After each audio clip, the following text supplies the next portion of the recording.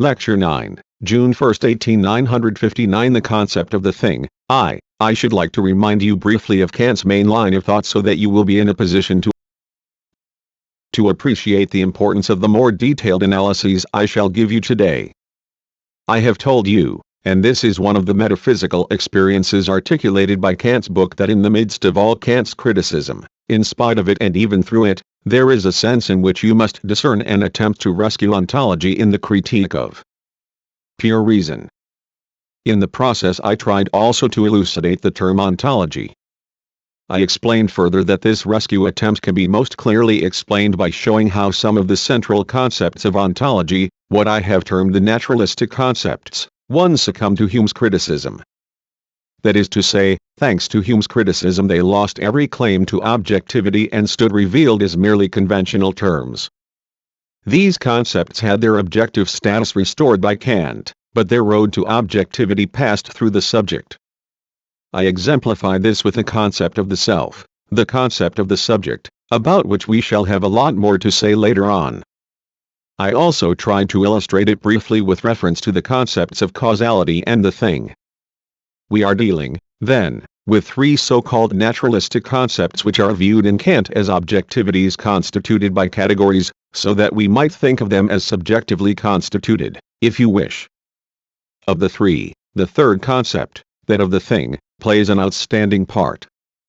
You can best picture to yourselves its central role if you remind yourselves that the overall design of the critique of pure reason is objective in the sense that it is not concerned primarily to analyze the objective mechanisms of cognition for their own sake. That is to say, it has no wish to provide a physiology of thought or knowledge. It wishes, rather, to analyze these mechanisms with a view to discovering what kind of objectively valid knowledge is available to us. In the nature of the case this means the knowledge of nature, since, as you will recollect, the critique of pure reason proceeded from the assumption that the mathematically based natural sciences are valid, and then set itself the task of consolidating their validity through reflection on the knowing subject. But it is quite obvious that the epitome of nature or of the world is a concept of the thing, that is, the supreme synthesis, the all-inclusive ensemble of all existing things in general. We may say, therefore, without too many ifs and buts, that the success of Kant's search for the truth, the objective proof of truth, depends in actuality upon the success of his analysis of the objectivity of things, of individual things, as constituted by the subject. He can then advance from there to the connections between things, and finally, to the objectively valid concept of a world. You may then add a second observation, one that will become fully clear to you in due course, but which I would like at least to mention right now. This is that the concepts of a constitutive subjectivity, that is, the concepts by means of which the unity of consciousness actually comes into being and which I described to you in some detail last time, in short, the real kernel of Kant's conception, this unity of consciousness is conceived as the correlative of the unity of the thing, the unity of the object. That is to say, the mechanisms that Kant represents as the truly transcendental mechanisms, those which provide the foundations for subjective unity, are indistinguishable in reality from those which enable us to perceive things, objective existent beings, as identical objects. This has the effect that throughout the entire critique of pure reason you must always conceive of the two concepts, the object of knowledge and the subject of knowledge, in tandem. The possibility of the objective knowledge of things really leads to an insight into constitutive subjectivity, and conversely, you arrive at the objective existence of things only through these subjective factors. I shall return to this later on. I believe, however, that now that I have undertaken to show you in what sense Kant salvages the concept of ontology, or, in other words, the possibility of absolutely valid knowledge, I owe it to you to clarify Kant's theory of the thing and to make it seem a little more plausible to you. I told you last time too that Kant's answer to the problem of the thing can be summarized in the proposition that a thing is the law of its possible appearances. As always in the decisive questions of philosophy, the distinction between this position and opposing views is minimal. Here, you really need to take Kant's concept of law in a very strong sense if you wish to distinguish it clearly from that of Hume. It is the form in which things are necessarily connected with one another. As I have said, On this question of naturalistic concepts and their salvaging with the aid of the transcendental, what this amounts to is the polemical engagement of the Critique of Pure Reason with Hume's treatise. 3. You may well take the view that although these two thinkers are so opposed to each other, on this matter their ideas are so similar that we could say loosely of Hume, and also of John Locke, though far less loosely that he too speaks of conformity to law as the determining factor in constituting the objectivity of things.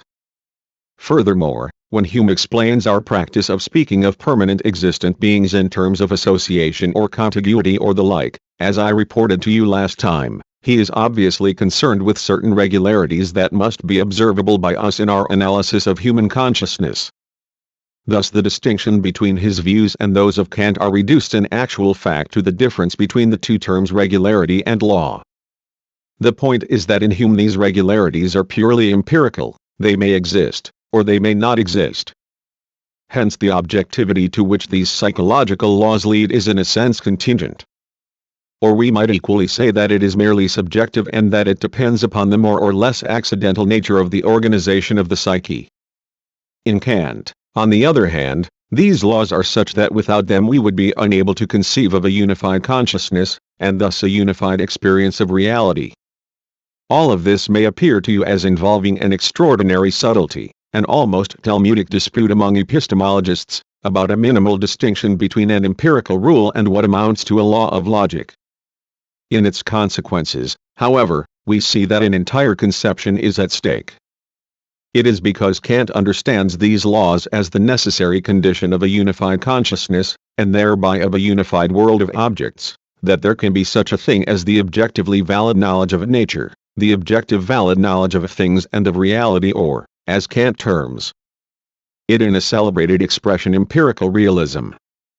For the Kantian formula for this complex of ideas is one that I should certainly mention to you, and it is undoubtedly one of which you will have already heard. It is the idea of transcendental idealism, empirical realism. Point 4. This means that in transcendentalist terms, that is, in terms of synthetic a priori judgments, we are talking about an idealism, that is, something arising exclusively from the mind. This objectivity is rooted in mind. On the other hand, it is empirical realism in the sense that the interaction of these transcendental conditions with the data of reality in fact leads to the constitution of the world which surrounds us as the world of our experience. It would be a gross misunderstanding of Kantian idealism if we were to conceive of it as an acosmic philosophy, as a denial of empirical reality. Or if we were even to go so far as to impute to Kant the desire to suggest that the world is no more than a dream, a suggestion made by Descartes in his Meditations, as many of you will know. 5. It is this very hypothesis that Kant ridiculed so scathingly under the title of dreamy idealism in his now famous polemic against the empirical idealism or spiritualism of Berkeley 6. In order to understand the objectivity claims of subjectivity in Kant, it is vital to treat this concept of law with extreme rigor. It must be seen as an indispensable precondition without which something like an organized consciousness, a consciousness that is logically consistent and coherent, and hence an organized, logically consistent world of objects, is not conceivable. The most general proposition in the Critique of Pure Reason that is of relevance here is one that states that the law governing phenomena is the law that actually regulates the connections between my ideas. I should like at this point to read you the critical passage from the second version of the Transcendental Deduction which refers to this problem and which you will be able to comprehend even though you will not be wholly conversant with the conception of the deduction, that is to say, the way in which the categories are linked to the unity of consciousness in all its details. Categories are concepts which prescribe laws a priori to appearances, and therefore to nature, the sum of all appearances, natura materia iter spectata. That is to say, nature as perceived in a specific material. The question therefore arises, and this is actually the central question of the Critique of Pure Reason, how it can be conceivable that nature should have to proceed in accordance with categories which yet are not derived from it, and do not model themselves upon its pattern, because otherwise they would be empirical. This is the central paradox of the Critique of Pure Reason, that the mind prescribes laws to nature. That the intellect should constitute thinghood is a rule-bound complex of appearances that conform to laws, that is, how they can determine a priori the combination of the manifold of nature, while yet they are not derived from it. That is, from the content, the material of knowledge. The solution of this seeming enigma is as follows: that the laws of appearances in nature must agree with the understanding and its a priori form, that is, with its faculty of combining the manifold in general, is no more surprising than that the appearances themselves must agree with the form of a priori sensible intuition. 7. He asserts, then, that there is nothing surprising about our subsuming the data that we possess under the concepts of the understanding and combining them with these concepts. It is just as unsurprising as the fact that our individual sense data are given to us in sensory forms as such, to wit, the forms of time and space. Of course, we might cogently object at this point 8 that all this is exceedingly odd. How does it come about that these givens over which we have no control can behave in such a way that they coincide with the forms of our subjectivity without any contradiction, and that thanks to this coincidence something like objectively valid knowledge comes into being? Let me say straight away that Kant himself was very conscious of this problem and did not dismiss it out of hand, as the sentence I have just read to you may suggest. We are talking here about the very profound and intractable problem of schematism, about which I shall have more to say in a future lecture. 9. For the moment I would prefer not to lead you into these abysses and would like instead simply to explain in a straightforward fashion what Kant is asserting here, to wit, that it is the forms of the understanding which enable us to make connections between sense data, and that it is in this way that objectivity comes into being. Furthermore, there is nothing surprising in all of this. The answer that this calls for is, if you like, no proper answer in the sense of a synthetic judgment, that is, of a new piece of knowledge, but it refers ultimately to the entire set of underlying premises of the critique of pure reason as I have explained them to you, and you will now realize why I have explained them at such length. It comes down to a distinction between form and content. I have told you that this distinction is extremely radical in Kant, in the sense that all the determining factors, everything that makes a thing what it is, lie on the side of form, of the subject. If we then subtract all these determining factors, what remains is the given that is to be subsumed under the forms of consciousness and then synthesized by these forms. And this given something is in fact completely indeterminate, as indeterminate, we might almost say, as the thing in itself from which all these givens are supposed to arise. These givens are completely chaotic, in complete disorder.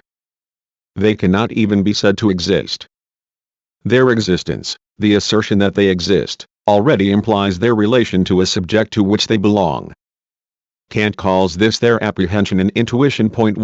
This means that their very existence is already mediated, so that it is really no more than a small step beyond Kant when Hegel states that the pure existence that is said to characterize the ultimate data of knowledge is nothing at all. That it might just as well be a something. 11. However, even if we set aside for the moment this question of something and nothing, we can at least say that the completely undetermined nature of this material of knowledge has a negative aspect that fits perfectly into the Kantian system, just as we may say in general, even though this is frequently overlooked in philosophical discussion, that the claim to objectivity, the claim to the validity of some knowledge or other, consists not just in a positive side, in something given in the materials or forms of what is known, but in a repylc, a negative element, a factor that is missing. This absolute absence of determinations is based ultimately on the Cartesian division into form and content. It is something that suits Kant's book all too conveniently. For it means that there is no real resistance to this act of subsumption, that is, this synthesizing of my ideas with the aid of the understanding, of the forms of my consciousness, on the part of whatever is synthesized. This is because whatever is being synthesized is so lacking in qualities that it is infinitely malleable by the forms of consciousness. The absence of qualities, the indeterminate nature of the material of knowledge, confers on it a kind of plasticity. This is not stated explicitly in the Critique of Pure Reason, but we have to try and picture these things to ourselves, that allows us to synthesize these givens without their placing any obstacles in our path. This means that our minds can manipulate them at will. They do not need to have any particular taste. it is enough if there is something to bite on. Thus this wholly abstract something is what gives me the right to claim that I am processing my experience. As long as I have something between my teeth, my sovereign will can do with it whatever I please. This, then, is the ultimate source of the vast claims of the sovereign, creative spirit that were proclaimed later on by Fichte and Schelling.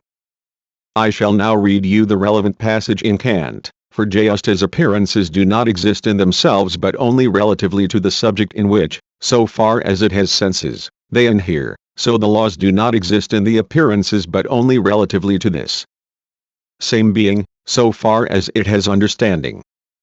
12. In other words, he says that, looked at ontologically, that is, in terms of their absolute nature, there is no vast difference between the concept of laws and the concept of givens even though they lie at the opposite poles of knowledge.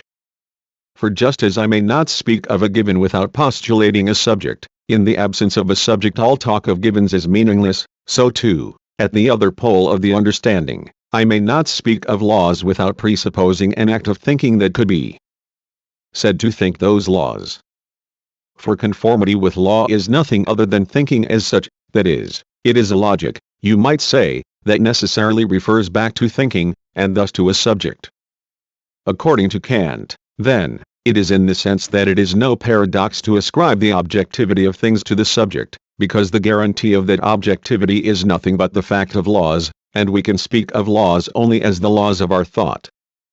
This is the central answer to the question, how can our minds prescribe laws to nature? Thus things in themselves, that means, then, transcendent things, not the things of our experience with which we actually have dealings, but the famous unknown cause of appearances which make their entrance, like the person or persons unknown in the reports of court proceedings, to whom all sorts of things are ascribed, but whom no one has ever seen.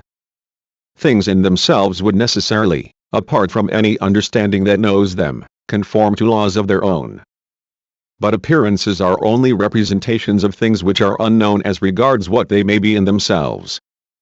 As mere representations they are subject to no law of connection save that which the connecting faculty prescribes.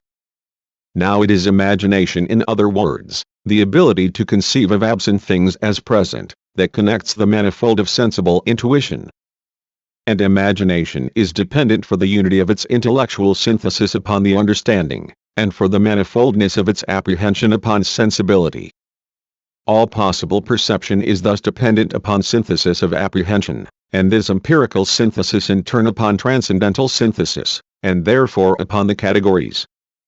Consequently, all possible perceptions, and therefore everything that can come to empirical consciousness, that is, all appearances of nature, must, so far as their connection is concerned, be subject to the categories. Nature is dependent upon these categories as the original ground of its necessary conformity to law 13. Thus far the relevant passage from Kant. Synthesis in this sense means simply that the chaos of givens is conditional upon a unity that, as I explained to you last time, is none other than the unity of our consciousness. This unity is to be understood in a double sense, to wit, a successive and a simultaneous unity.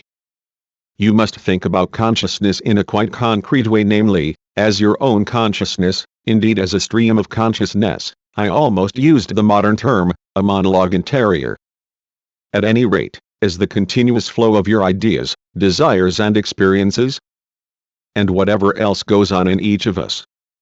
Now Kant says that the synthesis of this manifold is either successive or simultaneous.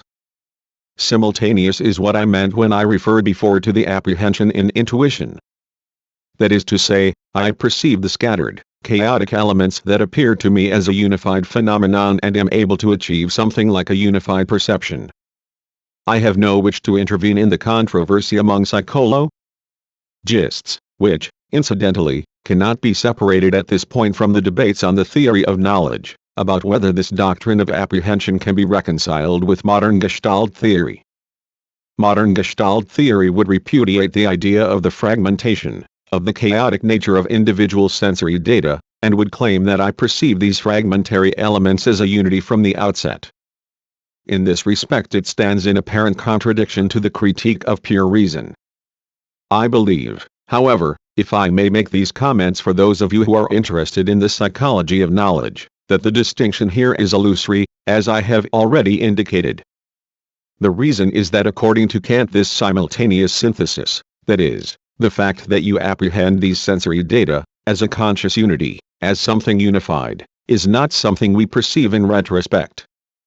Indeed, while we are of sound mind, we can apprehend a manifold only as long as we do perceive it as a unity and organize it with the aid of this unity. This unity is nor something racked on as an afterthought. It is, Kant would claim, the a priori condition for every act of perception. In practice, then, he would agree with Gestalt theory, or so it appears to me. The point at which he would part company with Gestalt theory, and I would tend to agree with him, is that he would say that the immediately given figures, shapes, gestalten and structures that are the subject of Gestalt theory stand in need of mediation. They need the mediation of a subject. They exist only if there is a comprehending subject. This condition is suppressed by Gestalt theory, and this goes hand in hand with the scientific division of labor, namely, with the fact that psychology is necessarily concerned with subjectivity, since that is its field. Hence it does not explicitly focus on subjectivity as such, because everything it treats is enacted within subjectivity from the outset. Philosophy, however, differs here, as I do not tire of reminding you, because the relation between subjectivity and objectivity is precisely the object of its reflections.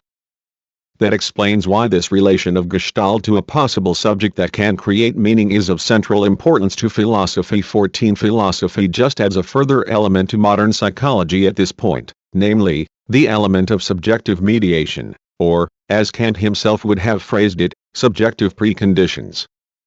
This remains true even though at the same time it would be a mistake to accuse Kant of having succumbed to an atomistic psychology, of which the English have rightly been accused, since in his philosophy even the most elementary level of knowledge, to wit, immediate perception as the apprehension of the fragmentary in intuition, is a synthesis, a unity. Moreover, it is an unconscious synthesis, that is, a synthesis that we do not arrive at by thinking, by reflecting, by working on the state of chaos. Rather, we frame it within this unity by making it our own, by appropriating it, by thinking of it as something. We can no more set this unity aside than, according to the Gestalt theorists, we can set aside the structural unity of phenomena. So much for the simultaneous unity as we find it in experience. 15. As far as the successive unity is concerned, it consists simply in the fact that we unify phenomena by regarding them as existing not merely in the here and now, but we also relate them to what we have seen or heard, and what we shall see and hear. In other words, the given also operates within a temporal horizon. Setting aside that primary simultaneous unity of apprehension, it is upon this temporal horizon that the entire theory of the thing can be said to depend in a radical manner. The line of argument that leads Kant to assert that we live in an empirical reality, that things truly exist as the objects of our experience, but that this experience is grounded in our subjectivity, that argument runs as follows, and I shall try to present it to you with very broad, perhaps crude, brush strokes, so that you will all be able to grasp the very essence of the critique of pure reason. Simply picture to yourselves this lecture hall for a second. It might perhaps be the case that the room had no rear wall, because it had been bombed out, or that it seemed to have no ceiling if you had not been looking upwards. Now you turn round and perceive it from a second angle, and make the welcome discovery, for the time being, at least, that it does have both a rear wall and a ceiling, and that it may be said in a sense to hang together. You may finally establish to your own satisfaction that the lecture hall is situated in this university by leaving this room at the end of the lecture and orientating yourselves by noting the relationship between this lecture hall and the corridor or other parts of this splendid building. As you do so, you will find that at each moment you have only one partial point of view, or, as we may express it in the idiom of the modern theory of knowledge, we perceive the object, the thing, this lecture hall, only in a particular adumbration, abstraction. 16. However, the law that signals to you that when you turn round you may expect to see a wall, etc., and that when you undertake these different operations the phenomena will arrange themselves in a unified way, That is to say, the law that is the sum of these relations between isolated momentary perceptions which you bring together by means of your memories of the past and your expectations for the future, all that together constitutes a thing. In other words, a thing is nothing but the law which tells you that by linking a present perception, connecting it in accordance with laws, with past and future perceptions, and with whatever expectations you may have, the law, in short, that tells you what will happen and what has transpired, this law is in fact the thing you are concerned with at that particular moment. This, then, is Kant's concept of the thing, and we may add that it is the idealist notion of the thing and perhaps even the concept that operates in the theory of knowledge in the narrower sense. Much can be said in criticism of this concept of the thing, but I do not think it my duty to rush in with criticism at every juncture. Instead, I would urge you to picture this concept to yourselves before you start to reflect on its validity.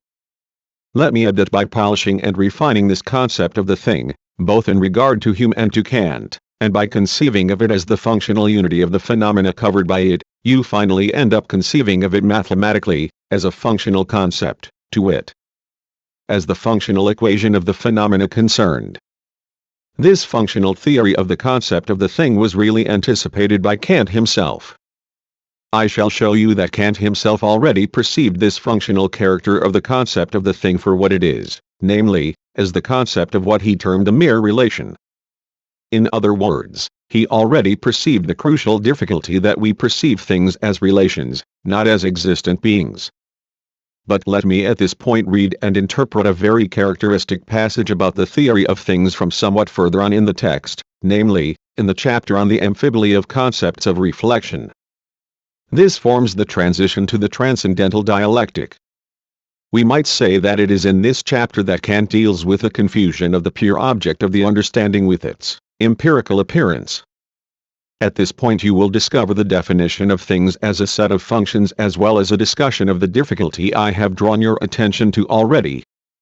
The passage can be found in a context to which it does not really belong and which I cannot go into at the moment, but picks up the discussion on the nature of things and is in fact extremely important on this question. All that we know in matter is merely relations, what we call the inner determinations of it are inward only in a comparative sense.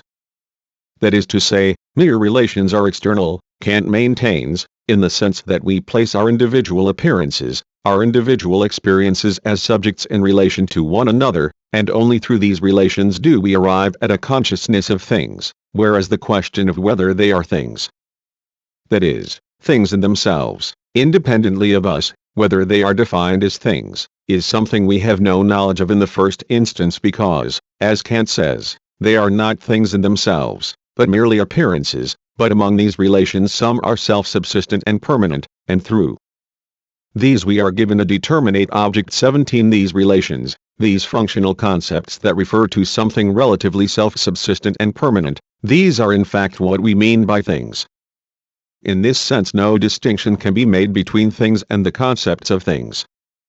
Instead, the things qua laws to connect the appearances are themselves just concepts. The fact that, if I abstract from these relations, there is nothing more left for me to think does not rule out the concept of a thing as appearance, nor indeed the concept of an object in abstracto. What it does remove is all possibility of an object determinable through mere concepts, that is, of a noumenon. 18 This means, then, that the moment I abstract from these relations, the moment I attempt to make a statement about the pure existence of this lecture hall here, without referring to the relations between its various phenomenal aspects, that is, between the aspects of the hall given to me through experience, nothing remains to me at all. This proves that the thing of which I am speaking empirically belongs in fact on the side of appearance. It is a complex of appearances, and not a thing in itself. It is certainly startling to hear, and there you have the difficulty that I have drawn your attention to, as formulated by Kant himself, that such a thing is to be taken as consisting wholly of relations. Such a thing is, however, mere appearance, and cannot be thought through pure categories. What it itself consists in is the mere relation of something in general to the senses. 1. I should like to conclude this lecture with a remark about terminology. The word Erscheinung, appearance in Kant has a number of different meanings, and I believe that you will find it easier to read the Critique of Pure Reason if you bear in mind the following two, a narrower meaning and a wider one. The narrower meaning is that of appearance in the sense of a perception, the image, if I may put it crudely and naturalistically, that you have of this lecture hall, the field of vision you have before you. That is appearance in a literal, immediate sense. It is what appears to you without the addition of any mental act on your part. Over and above that, Kant also uses appearance to mean the object, the thing concerned, as long as you do not imagine this to mean any transcendent thing in itself, but simply this relation conceived by my mind between these single perceptions, between the single immediate givens. In short, it is a thing, inasmuch as it can be verified or falsified in my experience and by my experience. In this sense, the entire empirical world, the whole world in which we live, is appearance, according to Kant, almost in the same sense as Schopenhauer had in mind when he said that the world is my idea, meine Vorstellung. We may say that Schopenhauer's use of the term idea corresponds pretty exactly to this wider meaning of Erscheinung. According to this broader meaning, things, to wit, empirical things or empirical objects, are in fact appearances, in Kant's view. If Kant speaks of a thing as an appearance, this is, generally speaking, a fairly loose expression, and what is meant by it is the thing conceived as a relation between the immediately given data of experience as prescribed, regulated and constituted by the understanding. In other words, a thing is nothing other than the synthesis of its individual appearances,